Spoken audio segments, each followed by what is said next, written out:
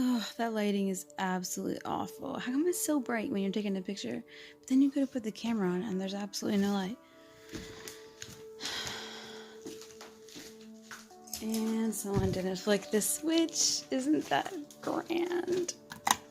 Look at that. And there shall be light. So, this is me with no makeup in all my glory. Mostly everybody's in bed, except for my teenager, who is up making a video. Now I have to admit I'm a little tiny bit jealous that he is achieving his goals. It took him an entire 9 months to achieve those goals, but he's actually doing it. And be it ever so humble, the new beginning is a good beginning. So, I don't know, I just felt like I've been waiting for the perfect time, the perfect situation. I don't know how else to say it, really. I'm trying to close my curtains so my neighbors don't think I'm like spying on them secretly. Been waiting for like a time in my life where things are in place, where my life is not so messy and my emotions are not so all over the place. And I just come to the conclusion that I pretty much would be waiting until I die if I don't start doing things right now. So I kind of just figured that it was time to start my first video. I don't have any editing software yet. I don't have all the fancy things that my son has, enabled himself to have by earning money. He earned money by doing his chores and helping out his grandmother during the winter and saving his birthday and Christmas money. And I did pay him for reading his books, over the summer and over the school year, because he was getting a little too into his, watching of Minecraft and whatever else. So figured I would give him some motivation, and every teenager wants money, let's just face it. So anyway, he got the microphone. Sorry, I have a piece of hair in my mouth or something. It's really annoying. Can't cut that out because I don't have any software yet, but that's okay. People have been bugging me to do this for a long time. I would say probably even back to when my husband was working at Infineon, because his coworker Mike would always say, "I can't believe you put up with him. How do you put up with him?" And then he would come over every once in a while and be like, "You guys should just set up cameras in your house. Like, you guys are nuts. The way you banter back and forth and like play off each other, and just the way you goof on your kids and stuff, it's classic stuff." So, like 10 years later, finally did something with my YouTube channel, and I'm just making my first video. So I just want everybody to kind of have a background of who I am, where I've been. That's a whole lot of YouTube videos where I've been and what I've been through and so on. But most recently, I have been through about 2 years worth of autoimmune disease. There was a lot of beginning signs that I blew off. A lot of things that I would never ever allow my family or friends to blow off. Just simple things. But this past 2 years, I should say, after about 6 months on and off of usage of Xanax, I began to not be able to keep any food in my system. I basically, without, too much TMI, I was like living off of Imodium. Besides prayer, desperate prayer, the only thing that saved my rear end, literally and figuratively, was making my own bone broth. And for the times that I just didn't have it in me to make the bone broth the proper way, I would substitute for a multi-collagen protein. And the combination of the two, after about 3 months, allowed me to here and there be able to consume little parts of the soup that were like, the vegetables and meat and potatoes and everything. I was just basically drinking the broth like day and night. It was very boring, trust me. But if you want to go on a fast, that's a pretty great one, because you have all your minerals and some vitamins. And collagen is a form of protein that your body actually needs. So chicken soup for the soul really wasn't a whole load of poo. It was for real. It rejuvenates and helps to heal and strengthen your organs. Your organs are made up of protein. It's no surprise that they would need protein to regenerate, proper function. So just, going back about 15 years, 20 years, I was diagnosed with irritable bowel syndrome when I was about 15, I want to say. Ended up with ulcers, and I was just nauseous. I felt like I wanted to throw up all the time. I would get just terrible stomach pains, but it pretty much all started when I was about 11, maybe possibly 12, when I just had this really bad bout of earaches. And this year I was using my Young Living oils, and I kept getting this reoccurring, I wasn't sure if it was a vision or a memory. So I went to my mom and I said, listen, I'm having this thing happening to me. Can you tell me whether it's a memory or not? And it was a memory of me sitting in the doctor's office, having already had 2 to 3 rounds of antibiotics. And I was just weeping in the doctor's office. My mom was sitting there, and I was just crying and scared, and I knew I was going to get shots that day. So, and I even remembered the glimpse of the doctor's office, and I remember which arm the shots went into. It was the left arm, and I think it was more than one. And so I went to my mom and I said, is this all true? And she said, it most certainly is.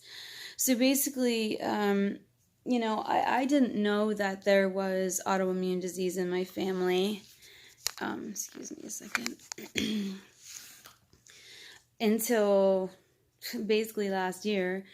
But basically what happened to me is that, when you give a child a round of antibiotics, you need to build up their immune system for at least 6 months, if not an entire year. And you have to do multiple things. You have to, build up the collagen in their gut. You have to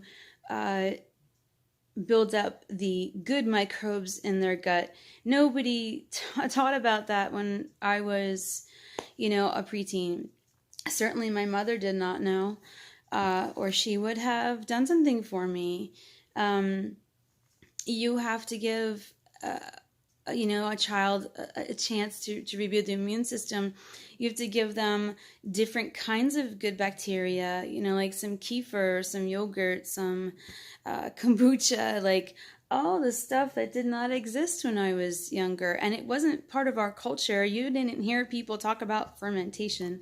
If you did, they thought you had a brewery in your cellar, so it was very foreign. And I certainly do not blame my mom for trusting and following the doctors, because she really did believe that they were doing the best for me. But they, in fact, were not, because 3 rounds of antibiotics equals, at minimum, a year and a half of building up my immune system again, the proper way. Probiotics and an aloe and collagen and minerals and a toxin-free environment, which we also didn't have in our home. My mom used bleach and scrubbing bubbles like anybody else. It just was the thing to use. But at minimum, a year and a half. But in all reality, having that much antibiotics killing, obliterating your microbiome, the good and the bad. It should have been 3 years before I got any kind of immunizations. So I believe that, when I asked the Lord to show me, where was it when I began to get sick? What happened? I believe that in layers, in little by little, He was showing me, this is where you got hurt. And it makes perfect sense, because from that point forward, I had terrible stomach pains. I had, constipation, diarrhea, nausea, terrible anxiety, out of nowhere, terrible anxiety. I didn't have that prior to that event in my life. And then because that was prepubescent age, when I hit puberty, all hell broke loose. I was just weeping all the time. And, my mom would always be like, it's just a phase. You'll get over it. It's kind of like the way she told me, like, that my little bit of belly fat would disappear when I turned 18. That was a lie, too. That was my humble beginning. There was many reasons for me to be sad and anxious. I'm not going to lie to you. My dad died when I was 7. My mom was engaged to be married to a really, really awful man. And, that didn't turn out so hot. We went through a time in our life where, my mom had met a man that to me was equivalent to my father. Wonderful, very handy, very generous, very gentle, very loving, just give the shirt off his back, literally. And he ended up having a stroke. So we had to basically rehab him kind of ourselves for 2 years. And that's when I ended up with what I believe was Lyme's. What the chiropractors had thought that maybe I had just strained myself trying to pick up his wheelchair or what have you, I believe was a Lyme's episode, which if no one's ever told you, that can kind of just be hanging around latent in your spine. Your spine kind of captures and holds viruses and infections and things like that. And if you have an episode of extreme stress or just a parasitic infection, a time where you're just exposed to like crazy toxins, like right now in my home, connected to, we live in a half duplex attached to a nice neighbor, but he chain smokes and can't clean his home because physical disabilities and stuff like that. So heavy metal factory down the street, thanks to just, the town enabling the company to stay there and poison its residents, and its residents kind of being like, what are you talking about? We're all just fine. And they're not all just fine. Very sick, very addicted, very mentally unstable, very sad community, especially on my side of the tracks. But that's neither here nor there at this point. So, I believe an episode of Lyme had hit me because I had this terrible rash on my knee, and it was very swollen. I never had a bullseye rash, but I've had multiple tick bites as a child. I remember my mom just pulling them out of me left and right, and we always laugh how they popped when we burned them. So it's a very good possibility.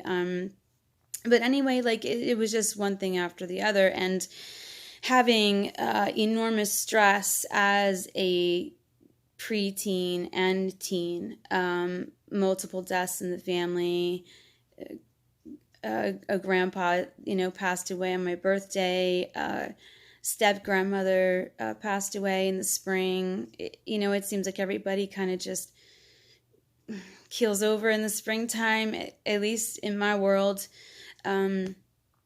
So there's just many instances in my life where any one of those viruses or infections could have just gotten reawakened, and just happened to have hit me last year, I guess. So the worst of it was, it began last March, when I started to get just a rash all over. Is basically here on my nose. It was kind of on the tip of my forehead. Really, honestly, it was everywhere. Then when the rash went away, the swollenness of the face began, and I still kind of have it. You can't really tell too much, but right about here, it's not just the dark circles. I was vitamin A deficient. So it was just right where my finger is, a really dark dot, a very large dark dot on both sides. I don't really have it right now, but plus it's also dark and we have artificial light, so you can't see very well. But my entire face was so swollen, and my eyelids were dark. It looked like I was wearing, brown eyeshadow and a crazy amount of rouge. I began to get a rash on my hands. It was scaly, bubbly, it was just absolute craziness. And this did mess with me spiritually, because an apostolic believer, I believe that the Lord's healing power has not changed. I believe that when people are filled with the Holy Ghost, evidence of speaking in tongues, baptized in Jesus' name, and when they call upon the Lord, when you agree with His word, when you speak His word, your healing is already coming. It's already present, and you have to walk in it. But it wasn't coming, and I struggled for the past 2 years really badly with my faith, feeling like I was, backslid. It was just awful. And then this, the rash and the swelling, obviously came after the bout of 3 months of diarrhea. So it was the diarrhea, the rash, then the swelling in the face and hands, joints. It was it was poker hot. To the touch, I felt like I had a temperature. It was all over my chest, which you can't really see anymore, but it was bright red. And so, long story short, I've really just been trying all kinds of. Sometimes my hands are in any of my joints, when they're in one position too long, they completely stiffen up. I don't know if you can see, but I can't make a fist. So I'm holding my I should go pick up my little tripod for my phone. I kind of forgot about that. I also have a selfie stick I forget to use, but anyway, this is on the fly. So, but sometimes my joints will like lock up, like my elbow. If my elbow is like this for too long and I'm sleeping, when I wake up and realize it, and my arms are falling asleep, my elbow, it takes forever to like straighten out. So, excuse me if you hear me ouching and eeking. I'll try my best not to do that. So I've been through absolute heck for the past 2 years. Kind of wondering where God is. Still somehow loving him. I know that sounds strange, but I was mad at him and loved him at the same time. Loved him because of all the things that he did. He gave me children. Doctors said I would never have. He gave us a roof over our head and has blessed us numerous times in many different ways. Revived my first baby when he was dead, handed to me limp, dead, for 7 minutes, not breathing. And he's here with me today, beautiful and smart as ever. And then proceeded to give me another baby, born in the water, and yet another born C-section. And, I wasn't supposed to have any kids. I had endometriosis, scar tissue from an HPV infection. I've been through the mill. There's a lot more to tell. I don't want to make this video too long, but there's so many reasons I'm doing this video.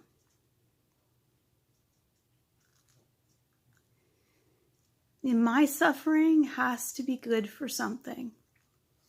My suffering has got to bring glory to God somehow. And help somebody else who's suffering. I know somebody who's watching this video is dealing with fibromyalgia, MS, depression, anxiety, just a complete lack of faith, waiting for your healing. I have a friend, for his sake, I just won't say his name, but my heart goes out to him in the worst way. I just feel so helpless to help him except to pray. But he's in an awful situation. He has, I think it's Graves. I could be wrong because I've suffered a lot of short-term memory loss. But he's technically homeless and jobless and can't get disability because his most recent job went out of business and fell off the face of the planet. And he still loves God. He still wants to believe, but he's having such a hard time. And if he lived near me, I'd be giving him a hug every day and lifting him up in prayer. Right now, I don't feel so strong. I don't feel like I can lift up even my own self sometimes. And Jesus is just, he's reviving me. He's reviving my faith. Last Sunday, he pulled something so ugly out of me. It changed me afterwards. I'll be real. I'm going to be as real as possible. And I don't care about people's criticism and opinions and people out there who are apostolic, Pentecostal sisters and brothers who are going to see this and go, oh, shame on you for saying crap and, shame on you for confessing that thing. I'm not here for you. I'm here for the hurting. I'm here for the people that need hope and people that need to know that there are natural cures out there for every ailment. I hate to tell you this, but God ain't stupid. He knew what was going to happen. He knew your problem before it came. He knew the things that we would face here on this planet. He didn't leave us helpless with no plants. We can't live on this planet without plants. So guess what? You know, they're put here to help us. And that's a whole nother, what do you call that? I'll think of it later. But that's a whole other entire conversation about what plants are put here on this planet for our use. And it'll be a controversial subject, and that's okay. But I know I'm kind of getting off track, and the anxiety, even though you can't see it, the anxiety is like crazy right now. I hold it in my stomach and in my breathing. So you'll hear me like yawning or taking deep breaths, and that's okay too. I have a good friend, Victoria, and she's a great source of encouragement. I've always felt this weird kindred spirit thing. I don't know if I'm allowed to say that as an apostolic believer, but you get the point. A very strong tie with someone that you just meet and you just can't make it out, but later on you find out what it is. So Victoria is one of those people. I have 2 or 3 of those special people. And she kind of helped me to see that, like, you know, your brokenness is beautiful to the Lord, because you have to call out to him. You have to reach out to him. You have to cry through the painful moments and rage through the frustrating moments with him, instead of on your own, instead of, you know, being an island unto yourself. It's like a mother or a father, you know, where the kids leave the nest and they feel like they're not needed anymore. So like they don't have a purpose. Not that God doesn't have a purpose without us, but you get the point. He feels as though when his children need him, he feels closest to them. And that is when he is closest to you. But Victoria kind of got me to understand that I just have to do it in the mess. I have to do my writing while I'm in the mess. I have to sing for the Lord while I'm in my mess. Even though when I sing, I cry now. And it stinks.